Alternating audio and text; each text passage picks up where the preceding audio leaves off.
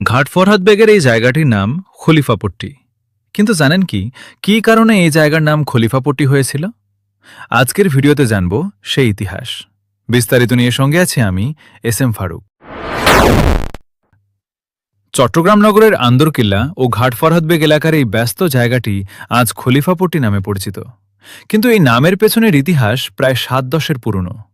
১৯৪৭ সালের দিকে নোয়াখালীর আইয়ুব আলী নামের একজন দর্জি তার কয়েকজন সাগরেদকে সঙ্গে নিয়ে আন্দরকিল্লা মোড় সংলগ্ন ঘাট ফরহাদ বেগ এলাকায় সেলাইয়ের কাজ শুরু করে। স্থানীয়ভাবে দর্জিদের আর সেই দর্জিদের কাজের জায়গা থেকেই ধীরে ধীরে এলাকাটি পরিচিত হয়ে ওঠে খলিফাপট্টি নামে।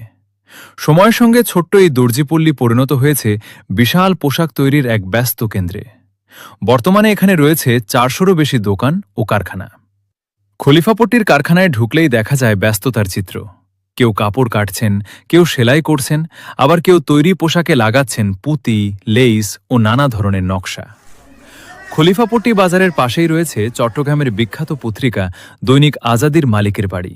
তাছাড়া বেশ পুরনো কয়েকটি স্থাপনাও রয়েছে এই এলাকায়।